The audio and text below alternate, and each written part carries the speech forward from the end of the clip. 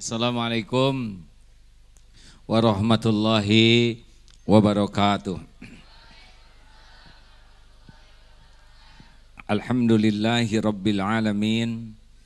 Alhamdulillahilladzi anzalas sakinah fi qulubil mu'minin liyajdadu imanan ma'a imanihim. Allahumma salli ala sayyidina Muhammad wa ala alihi wa ashabihi ajma'in.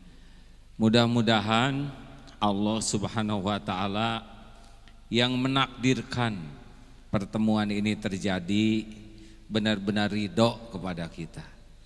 Amin. Karena sehat juga kalau nggak diridhoi Allah tidak ada apa-apanya. Apalagi sakit. Sudah sakit dimurkai rugi. Nikmat terbesar kedua sesudah nikmat iman adalah nikmat sehat wal afiat. Sehat tidak afiat banyak, penjahat juga sehat. Karena kalau penjahat sakit susah jahatnya. Makanya disebut afiat, jadi kesehatan yang bisa dipakai untuk taat kepada Allah. Kulo ngaturaken matur suwun sanget nggih. Sak meniko saya berterima kasih ini Kang Ahmad, Pak pimpinan-pimpinan lain. Saya mohon maaf telat. Jadi jalan itu kecil, barusan lewat. Ada dua dari depan dan belakang, dua-duanya tidak ada yang mengalah. Akhirnya saya harus turun dan mengatur. Rupanya rada dianggap polisi Pak, diturut. Set. Jadi sesudah beres ternyata mobilnya sudah pergi, jadi saya harus ngejar-ngejar mobil. Karena mobil tidak bisa berhenti, alhamdulillah, jadi lebih sehat. Rasulullah SAW itu hanya 2 kali sakit dalam hidup beliau. Jadi hidup sehat itu sunnah. Kita harus berusaha sehat, tetapi kalau diberi sakit harus ridho. Sebab ada kalanya sakit badan menyehatkan hati kita. Berapa banyak orang yang badannya sakit, hatinya jadi sehat. Maka berusaha sehat lahir batin adalah amal soleh. Kalau ditakdirkan sakit harus ridho sambil ikhtiar untuk sehat. Nasi jadi bubur, ridho sambil cari cakwe, kacang, polong, kerupuk, kecap, seradi, bawang goreng, sambal, jadi bubur ayam spesial. Bahkan untuk apa sehat? Al-mu'minul qawiyyu khairun wa ahabbu ilallah minal mu'minid dhaif. Wa fi kulli khairin. Mukmin yang kuat lebih baik dan lebih dicintai Allah daripada mukmin yang lemah, walau pada keduanya ada kebaikan. Sehat itu membuat kita lebih kuat dalam ibadah, kuat dalam berbuat kebaikan, benar? Karena kalau kita sakit, kita ini kos jadi beban. Kita kurang produktif, juga jadi beban bagi orang lain. Benarkah? Oleh karena itu berusaha hidup sehat adalah amal soleh yang membuat kita dicintai Allah Subhanahu wa ta'ala. Terlepas takdir sakit atau tidak. Kenapa ya harus ada yang sakit? Oh, karena Allah menciptakan dokter. Ya, kalau tidak ada yang sakit, dokter saling menyuntik. Apalagi dokter gigi saling mencabut nanti. Ladang amal bagi dokter, ladang ilmu kita belajar dari dokter, itu adalah bagian dari hikmah sakit. Ada beberapa yang olahraga dicontohkan Rasul, ada 5. Tahu hadirin? 1, olahraga Rasulullah adalah berjalan kaki. Jadi Rasulullah tuh jalan kaki. Sekarang di jam tangan dan di handphone sudah bisa dihitung. Setidaknya 10.000 langkah sehari itu sudah menghabiskan hampir 300 kalori. Saya dihitung juga. Makin banyak jalan makin bagus. Baru kemarin Pak, 3 hari yang lalu kembali dari Jepang. Di Jepang langsing-langsing, sehat-sehat. Syariatnya banyak jalan. Hong Kong, Taiwan, mereka tidak memiliki kendaraan pribadi dan banyak jalan. Bahkan di Jepang anak-anak pelajar tidak boleh diantar oleh orang tuanya dengan kendaraan, harus jalan. Ini mengamalkan sunnah ya. Hanya beliau belum tahu bahwa jalan kaki itu sunnah. Rasulullah kalau mau ke masjid pergi dan pulang beda jalannya. Makin banyak langkah ke masjid, makin banyak pahala didapat. Satu langkah menggugurkan dosa, langkah lain mengangkat derajat. Mari kita biasakan jalan kaki. Saya dapatkan hasil penelitian Pak, kalau anak sekitar 10 menit sampai 15 menit jalan kaki ke sekolah, ternyata cenderung lebih cerdas. Mungkin aliran darahnya lebih baik ya Pak Dokter, sehingga menghisap oksigen jadi lebih maksimal. 2, olahraga yang disanjurkan oleh Rasul adalah gulat. Nah ini rada jarang di kita. Kalau di kita bela diri, Rasulullah itu pegulat ya. Rukanah itu pegulat terkuat di Mekah, rontok 3 seri kalah. Anaknya Rukanah membawa 100 ekor kambing nantang kepada Rasulullah. Karena bapaknya kalah, anaknya yang lebih keker, lebih muda kalah tuh, dan memberikan hadiah 100 ekor kambing. Tidak diterima oleh Nabi, karena Nabi gulat bukan untuk kambing. Maka dia dapat hidayah. Baik, belajar bela diri hadirin. Anak-anak Jepang sehat relatif. Mereka kalau hujan tetap berangkat hujan-hujanan walaupun pakai jas. Itu sunnah juga tuh. Kita kalau ada hujan itu, kita sering banyak ditakut-takuti. Pendidikan yang salah di Indonesia kalau tidak salah saksikan adalah terlalu banyak ditakut-takuti. Awas kan diguling sih ya gitu. Gepeng. Jadi anak-anak tuh main jadinya mengkerut. Saya lihat di Jepang itu Pak, kemarin anak-anak tuh kalau di taman itu dilepas saja oleh ibunya. Pulang nangis tidak apa-apa, dia tahu bagaimana rasanya jatuh, sehingga dia mendapat pengalaman. Kita sebelum apa-apa ditakut-takuti jatuh, jadi nggak pernah naik. Jadi kalau pendidikan keberanian kurang, akibatnya daya tahan tubuh juga bisa jadi melemah, karena kita butuh tantangan dalam hidup ini. Olahraga selanjutnya apa? Berkuda. Aduh, saya kalau mendengar kata kuda tuh manis sekali di hati saya. Boleh saya cerita sedikit Pak? Saya usia sekarang Januari besok 54 tahun. Cucu insya Allah 5 sebentar lagi. Kakek nih Pak, sudah aki-aki. Kemarin saat 53 tahun saya ukur kesehatan saya. Dengan kesibukan terlalu padat, sudah kurang bagus. Lari kurang, akhirnya putuskan fitness. Ikut fitness, pakai pelatih pribadi. 3 bulan fitness, bagus, otot berkembang, lari bisa tahan berkilometer. Tapi otot menguat, iman melemah. Karena di tempat fitness banyak yang dilihat.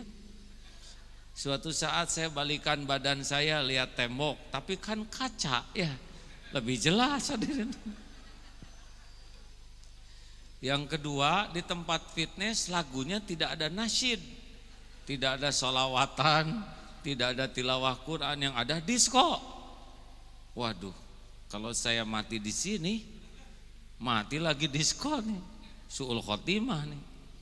3, saya dianggap kiai. Jadi kalau ada di sana yang terjadi itu bisa jadi fitnah. Dicontoh, dosa kecil seorang yang dikenal bisa jadi dosa besar karena ditiru orang banyak. Maka saya putuskan saya salah. Ini bukan tempat saya. Akhirnya pikir apa nih olahraga yang paling menyehatkan.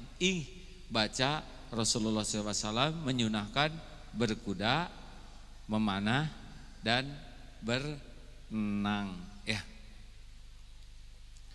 Akhirnya nyari teman santri dulu, ingat yang berkuda. Saya pernah berkuda tahun 2003 di kavaleri, tidak lama. Punya kuda tidak? Oh ada. Alhamdulillah, bulan Maret santri ini membawa kuda ke pesantren. Namanya Rembo. Kudanya Rembo, yaitu kuda tua, rabun ya, sudah malas lari, menang nama. Jadi naik kuda ini keren, naik kuda Rembo, tapi pas dilihat jadi prihatin. Tidak lari kuda ini, kalem atau sepuh hadirin, dan tidak bisa lihat jalan ya. Ada truk juga jegruk saja. Akhirnya lambat laun belajar, beli kuda. Sekarang di pesantren ada 32 kuda di Geger Kalong. Di sini ada berapa? 2. Di Pamulang sebelah sini ada 4. Beli kuda, alhamdulillah dek. Kemarin mau haji, dites kesehatan tuh, karena mau berangkat haji. Dengan izin Allah semua baik, jantung, ginjal. Karena berkuda itu betul-betul olahraga lahir batin. Iya Pak, karena kuda itu gak bisa kuda goyang kitanya gak goyang ya, mustahil. Apa bedanya dengan naik sepeda? Beda. Naik sepeda atau naik motor, dia gak punya hati. Kalau kuda punya hati. Salah seorang peneliti, Pak, ini saya anggap penting karena belum tahu hikmah berkuda. Berkuda tuh Pak, itu membuat sehat hati kita, karena kuda tuh nyambung. Kalau dia ditepuk, dia berterima kasih ke kita. Jadi sebelum naik kuda kita peluk dulu. Jadi menyehatkan kasih sayang, rasa terima kasih, dan imbal balik Pak. Kuda kalau dia loncat gagal, kita kandangin, dia sedih semalaman. Harus misalkan 1 meter dia gagal, diturunkan dulu jadi 80 cm. Dia sukses, dia gembira, besok dia bahagia. Berarti olahraga berkuda lahir batin, karena goyang, ginjal juga dikocok, jantung, pernafasan, otot, alhamdulillah. Saya tadi pagi juga berkuda dulu barusan ya, sudah dilihat. Seminggu 3 kali Pak berkuda. Sampai kuda dengan saya ini soulmate. Waktu kemarin mau haji nangis kuda tuh, motor nggak nangis. Aduh jadi kebesekan kia ya. Musaf kuda membahagiakan, musaf motor ngejeletot hadirin.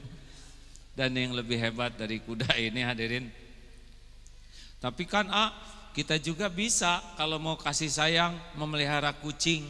Benar, kucing juga bisa membalas kasih sayang kita, tapi kita tidak bisa naik kucing. Kurang wibawa ya Pak Pur naik kucing. Saya mengundang, bagaimana santri di sini suka dipakai enggak kudanya? Ada? Oh, Pak, 15 menit, 20 menit berkuda sama dengan fitness 1 jam. Berkeringat, betul-betul banjir keringat. Karena luar biasa gerakan. Saya bersyukur ditakdirkan Allah menemukan olahraga yang sambil olahraga juga mengamalkan sunnah dan berpahala. Bagaimana Pak Ahmad? Harusnya dompet duafa, membeli kuda duafa ya.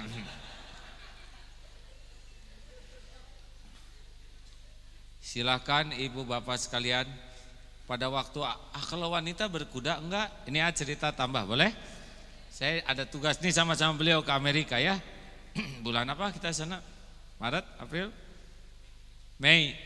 Saya ke Amerika di 6 negara bagian, ketemu beliau juga di PBB ya. Itu hanya masjid kuda, masjid kuda. Dalam bayangan Pak, saya kan mau kursus berkuda di Amerika. Wah keren lah kursus berkuda. Yang kebayang tuh Bu, gagah ya seperti koboi lah. Daftar, ketika sampai di tempat trans kuda itu, saya disambut oleh nenek-nenek sepuh sekali, udah sepuh jalan gitu. Nek kami akan berkuda. Oke ya. Kita teh nyari mana pelatihnya. Kudanya besar-besar. Ayo kita latihan. Mana pelatihnya, Nek? Saya katanya. Allah ini. Allah. Rupanya beliau atlet waktu muda ya. Tapi luar biasanya nenek itu kuda semua nurut. Itu kami bertiga berkuda tuh kuda-kuda besar. Beliau diwakili oleh seorang mahasiswi yang masih kecil perempuan.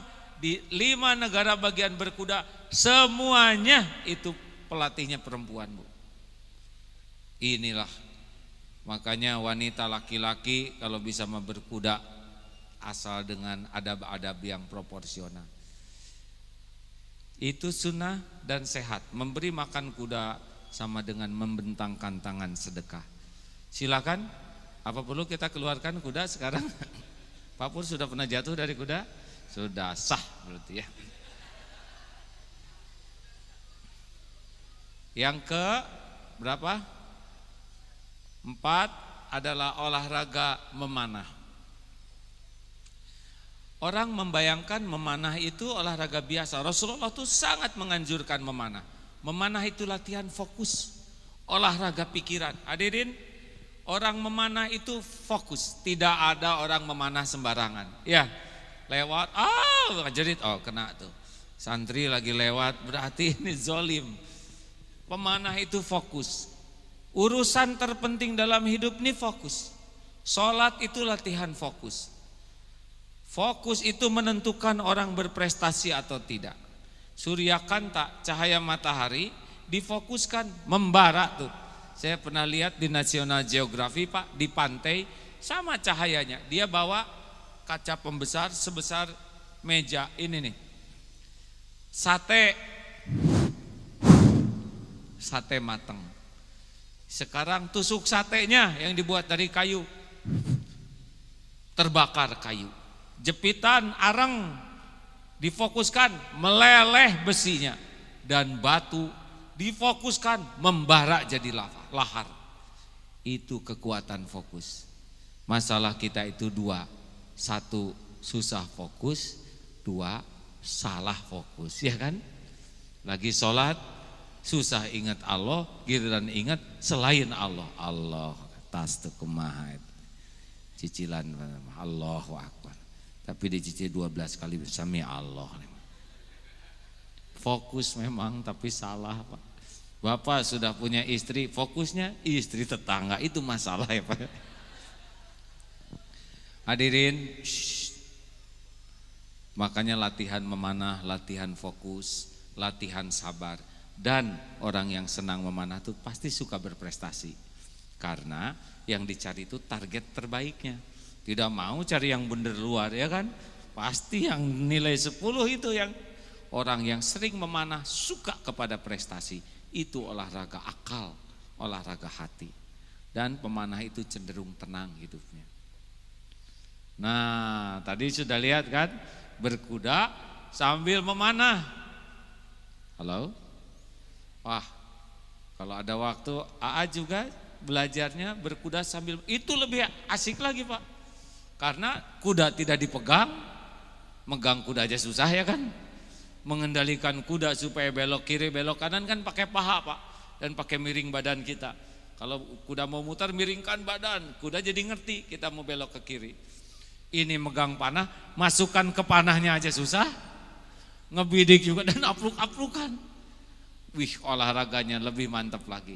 Sunnah Rasul, berkuda dan memanah. Dan yang kelima, berenang. Berenang itu yang autis tuh, Pak, dilatih berenang dan berkuda, dia akan lebih bisa fokus. Berenang tuh menggerakkan seluruh badan, betul? Memang tidak teriwayatkan Rasulullah berenang, tetapi Rasulullah menganjurkan berenang. Hadirin, sudahlah, tidak usah terlalu sibuk dengan olahraga-olahraga yang hanya sekedar senang tetapi tidak punya nilai amal soleh. Setuju tidak nih? Amalkan yang 5 ini, baru tambah yang lain. Halo? Setuju tidak nih? Di sini berenang sudah ada ya? Kan? Pak Pur kan berenang di sana bukan? Nanti puncaknya olahraga adalah berkuda sambil memanah, sambil berenang. Wah, ini belum ada di dunia nih hadirin. Itu lahir. Nah, ini yang terakhir. Apa? Kesehatan ini. Jadi pernah ada ibu-ibu, ada pernah dengar cerita ini enggak? Ibu-ibu yang belanja. Ibu-ibu belanja. Dek, berapa harga buah ini? Tukang dagang lagi bete. Hah, si ibu banyak nanya. Lihat, udah ada saya tulis Bu, lihat dulu baru nanya.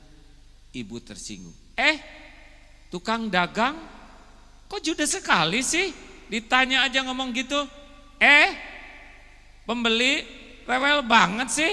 Dikasih tahu malah marah. Baru sekarang saya lihat pedagang seperti kamu.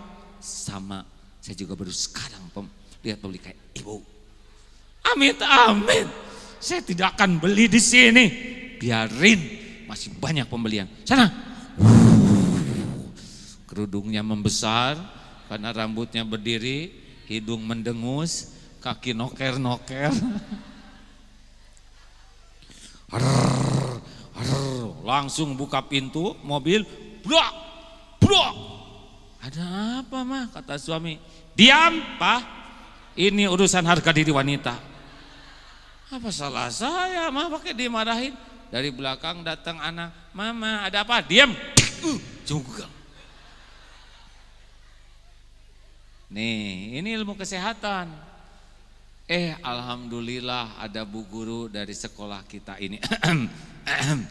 Bu guru belanja di tempat yang sama. Berapa ini Dek? Buah ini? Sama aja. Udah dikasih tahu. Itu lihat. Oh iya, maaf nggak kelihatan. Beli deh sekilo. Hah? Cuman sekilo Bu? Keren-keren sekilo. Nyape-nyapein 5 kilo deh sekali beli. Perlunya sekilo deh. Beli sekilo. Bu, ini harga 15.000. Uang ibu 20.000. Yang 5.000 kembaliannya sedekahkan ke saya Bu ya. Orang sedekah tuh dicintai Allah, digugurkan dosanya, dilipat gandakan rezekinya, ditolak bala dan musibah. Baik. Silakan deh. Ibu, cuma 5.000. Jangan riak ya, jangan diomong-omongin. Nanti nggak diterima amalnya. Yo, baik. Terima kasih ya Dek ya, biasa-biasa aja lah Bu. Ya, terima kasih. Assalamualaikum. Waalaikumsalam. Pergi enak. Si ibu lihat. Di dalam mobil tuh masih ngegerem. Bu, sini. Kenapa bisa sabar? Lihat tukang dagang error itu. Bu, saya juga asalnya persis kayak ibu. Dikit-dikit tersinggung, dikit-dikit marah, dikit-dikit jengkel, dikit-dikit emosi. Hasilnya Bu, saya ini komplikasi. Sesek napas, darah tinggi, udah gitu darah kental dan kurang darah. Kacau nih, ada gitu Pak yang begitu Pak. Ini mengarang hadirin. Udah gitu kali gata karena sering ngambek ngeden jadi ambeien. Dan kunang-kunang karena mata keseringan melotot. Kata dokter, penyakit saya ini 80% penyakit saya diakibatkan penyakit hati saya. Maka kalau saya ingin sehat, kata dokter, perbaiki hatinya. Sing tenang, sing bersih, nanti yang lain ke bawah sehat. Akhirnya saya berjanji. Apa janjinya Bu? Saya janji, saya tidak mau diatur oleh keburukan orang lain. Orang lain mau buruk, itu pilihan dia. Saya tetap mau baik. Makanya seperti ibu lihat tadi, tukang dagang judes, itu bibir dia. Saya punya bibir sendiri, saya ngomong yang baik. Dia pelit, itu urusan dia. Saya tetap mau dermawan saja. Karena semua yang membahagiakan pasti adalah yang berbuat kebaikan. Mau apa saya diatur orang lain? Kalau dia melotot, saya melotot. Dia judes, saya judes. Dia ngambek, saya ngambek. Dia menghina, saya menghina. Dia membeberkan aib, saya beberkan aib. Mau apa sekolah tinggi-tinggi? Kalau bisanya cuma niru kejelekan orang lain. Saya sekolah, saya ngaji, saya belajar agama supaya saya berlaku apa yang Allah sukai, bukan hanya niru keburukan orang lain. Alhamdulillah sekarang badan saya lebih sehat karena hati saya lebih tenang. Ya mikir semua. Nyindir saya nih. Makanya ada yang nanya, dihina oleh infotainment sakit hati enggak? Enggak. Mau ngapain sakit hati ya? Enggak, pahala mah enggak akan ketukar, betul tidak? Dan saya emang enggak ngejahatin infotainment. Saya mah sah menurut agama, sah menurut negara ya. Naon eta teh cek barudak teh.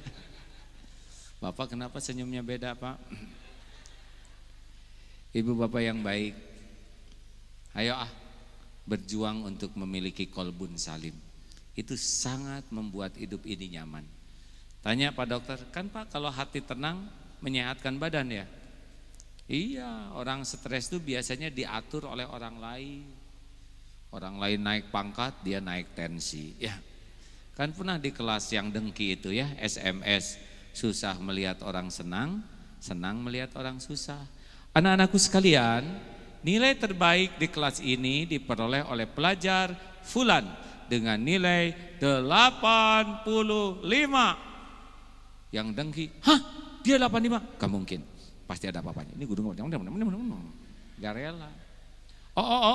Maaf anak-anak, ibu salah nilai. Tuh kan, apa kata saya juga nggak mungkin. Bukan 85 anak-anak, 95. Gitu. Orang yang berpenyakit hati, orang naik nilainya, dia naik tensinya. Berapa banyak penyakit yang kita pikul gara-gara kebusukan hati, benar? Dan terakhir sebagai bonus, mau dikasih amalan supaya sehat? Mau enggak?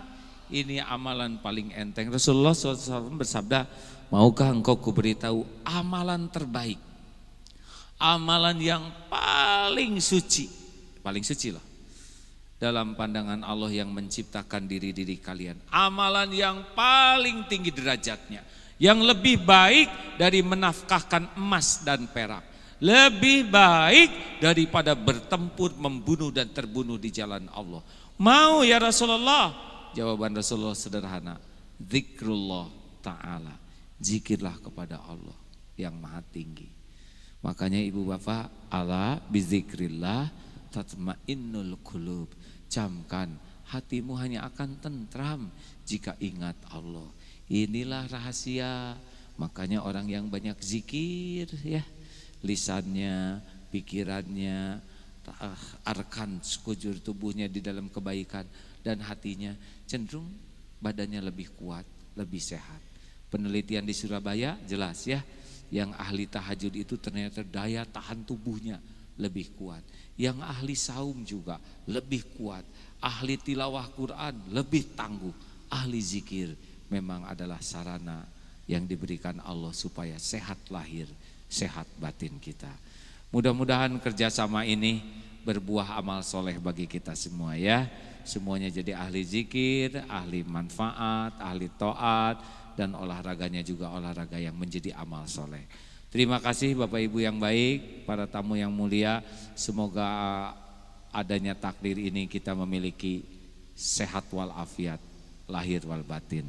Assalamualaikum warahmatullahi wabarakatuh.